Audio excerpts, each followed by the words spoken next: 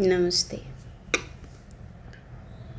अहिले एउटा बहिनी जसलाई मन्त्री बनाउन लागिरहेको छ भनेर सुन्नमा आयो र त्यो सामाजिक सञ्जालमा भाइरल भयो कि यिनी तिब्बतीयन हुन्। यिनले दलाई लामासँग मिलेर काम गरेकी छिन् र यिनी नेपाली होइनन् भनेर आयो। अनि त्यसपछि विवाद भयो। अब अहिले उनले के भन्दै छिन् त भन्दा म बाहुन क्षेत्री भएको भए यो कुरा आउँदैन थियो भनेर भनिन्। यो बाहुन क्षेत्रीलाई खेद्न चाहिँ किन खेद्ने के? सिधा हुन्छन्, सोझा हुन्छन् भनेर, ज्ञानी हुन्छन् भनेर। बाहुन क्षेत्रीमा बदलाको भावना हुँदैन भनेर यति धेरै चाहिँ आक्रमण किन गर्छौ?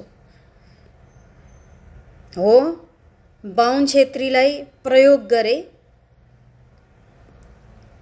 बाहिरका एजेन्टहरूले बाहुन क्षेत्रीलाई नै बदनाम गराउनलाई, किनकि हिन्दू धर्म सखाप पार्नु थियो। त्यो भएर हिन्दू धर्मको प्रचार त बाहुन क्षेत्रीले गर्छन् धेरै जसो। त्यही भएर बाहुन क्षेत्रीबाटै हिन्दू धर्म खतरामा ल्याइदे। हिन्दू धर्मको विरोध गर्ने जति सबै ब्राह्मण चुन्नेहरूको दिमाग हेर्नु कति परको छ। हिन्दू धर्मलाई खत्म गर्नको लागि बाहुन क्षेत्रीलाई बदनाम गराउन पर्छ। बाहुन क्षेत्रीलाई बदनाम गर्नको लागि बाहुन क्षेत्रीलाई नै हातमा लिन पर्छ भनेर जति पनि हिन्दू धर्मबाट बाहिर गएका अन्य धर्महरूमा लागेका व्यक्तिहरू प्राय ब्राह्मणै छन्। हेर्नुहोला, क्रिश्चियन धर्ममा लाग्नेहरू सबै ब्राह्मणबाट भइरहेको छ। ओम धर्म हटाउने, ओम को हटाउने भनेर पनि ब्राह्मणबाटै गरेका छन्। सबै जति काम गराएका छन् ब्राह्मणबाट, ताकि ब्राह्मणको नि बदनाम होस् अनि ब्राह्मणबाट जुन सञ्चालन हुने जो हिन्दू धर्म छ त्यो पनि बदनाम होस् भनेर ब्राह्मणलाई नै आक्रमण गरिएको छ। अनि हामी ब्राह्मण क्षेत्री किन आवाज नउठाउने? बाहुन क्षेत्रीले जति माया गर्ने अन्य जातको लागि अरू कसैले हुँदैनन्। अरू तपाईहरुलाई जसले युज गरेका छन् तिनीहरूले त उचाल्ने र हामीलाई फुटाउने मात्र काम गरिरहेका छन्।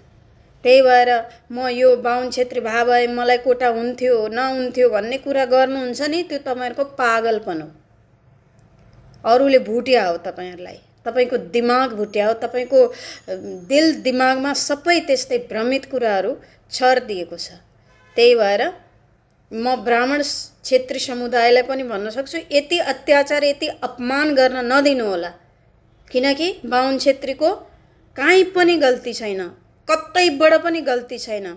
गल्ती छ ती ब्राह्मणहरूको जो एजेन्ट बनेका छन्, जो पैसामा बिकेर हिन्दू धर्मलाई र नेपालका बाहुन क्षेत्रीलाई बदनाम गराउनको लागि मुख्य भूमिकामा छन्। त्यस्ताहरूलाई चाहिँ समातेर कारबाही गर्दा पनि हुन्छ।